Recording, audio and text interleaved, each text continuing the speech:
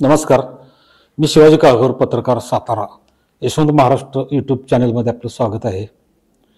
राजकारणात जो पराभवाने खचत नाही तो नंतरच्या काळात आपलं इप्सित साध्य करतो आणि जो नाउमेद होतो त्याचं राजकारण संपतं आणि अनेकांना अनेक विजय मिळाल्यानंतर मग त्यांचा अहंकार वाढतो आणि लोक मग त्याचा राजकारणात शेवट करतात. हा इतिहास पण आहे आणि भविष्य पण आहे. सध्या कराड दक्षिण मतदारसंघाबद्दल बोलायचं म्हटलं तर तशी परिस्थिती होती, उंडाळकर होते त्यावेळेला. आता परिस्थिती बदललेली आहे. अतुल भोसले यांनी 3 निवडणुका या मतदारसंघात लढवल्या आणि प्रत्येक वेळेला ते चढत्या मतं त्यांची वाढत गेली आणि गेल्या वेळच्या निवडणुकीत ते थोडक्या मताने हरले, परंतु ते त्या पराभवाने नाउमेद झाले नाहीत. त्यांना जो कार्यकर्त्यांचा आग्रह रेटा होत होता, मिळत होता किंवा समाजासाठी काम करण्याची त्यांची जी तळमळ होती त्यामुळं आणि कार्यकर्त्यांच्या दबावामुळं त्यांना उलट उत्साह मिळाला आणि त्या पद्धतीनं त्याने कराड दक्षिणमध्ये आपलं संघटन चांगलं वाढवलं. सहकाराच्या कृष्णा कारखान्याच्या माध्यमातून किंवा सहकारी संस्थांच्या माध्यमातून त्यांनी जी कामं केली त्यामुळं कार्यकर्त्यांचं जाळं त्यांच्या बरोबर राहिलं आणि त्यांच्या कामाचा झपाटाही वाढत गेला. आता सध्याची परिस्थिती पाहता म्हणजे या मतदारसंघात फिरल्यानंतर अगदी तुम्ही वाघाव घोणशीपासून खाली दक्षिणेकडं बेलवडे कासार शेंब्यापर्यंत जरी फिरला तर तिकडं अतुल भोसलेंचीच हवा यावेळेला दिसून येत होती.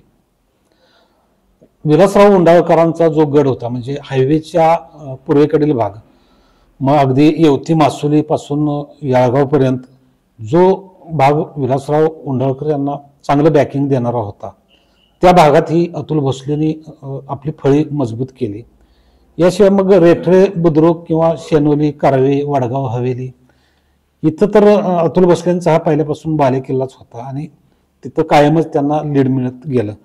कराड शहरानं त्यांना साथ दिली कारण एकदा त्यांचा नगराध्यक्ष भाजपचा निवडून आला, रोहिणी शिंदे होत्या नगराध्यक्षा. त्यामुळे कराडमध्ये त्यांचा वर्चस्व आहे. त्यांना जो कमतरता होती ती मलकापूरमध्ये होती कारण तिथं मनोहर शिंदे जे पृथ्वीराज चव्हाण यांचे म्हणजे महत्वाचे नेते आहेत त्यांचा हा गड होता.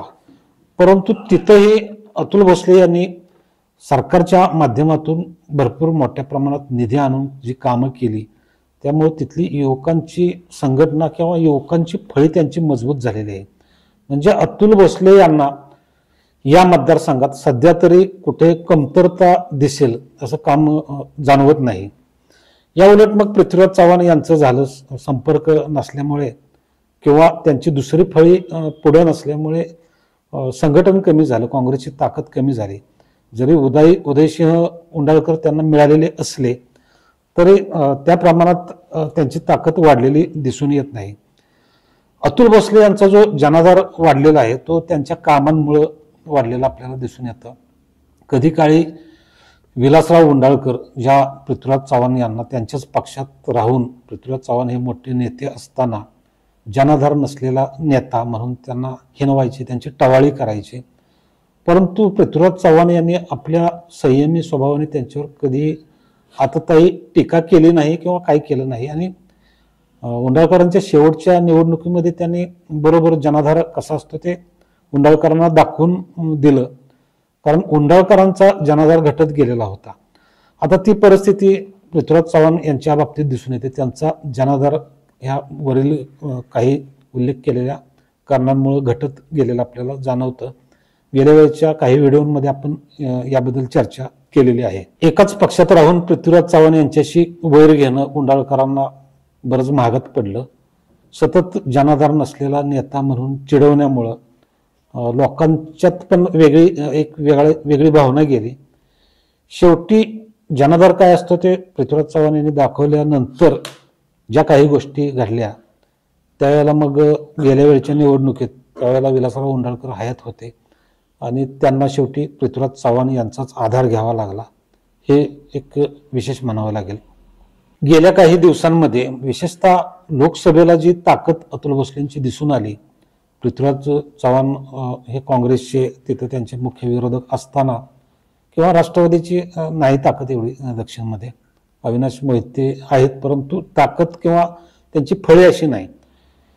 त्यामुळं लोकसभेला ज्या पद्धतीनं इथं कमळाला मतं मिळाली, लीड मिळालं कमळाला, आणि शशिकांत शिंदे इथं पिछाडीवर राहिले, यातून अतुल भोसले यांची वाढलेली ताकद दिसून आली, वाढलेला जनाधार दिसून आला. आणि तिथून अतुल भोसले यांच्या कार्यकर्त्यांमध्ये एक उत्साहाचं वारं संचारलेलं आपल्याला दिसून येतं. अतुल भोसले यांच्या झंझावातामुळे पूर्ण परिस्थिती कराड दक्षिणमधली फिरली आहे. मतदारांच्या चैतन्य दिसत असल्याचं तिथं गेल्यानंतर जाणवतं. त्यामुळं यावेळी अतुल भोसले हे विजयावर स्वार होतील असं स्पष्टपणे म्हणावंसं वाटतं. धन्यवाद.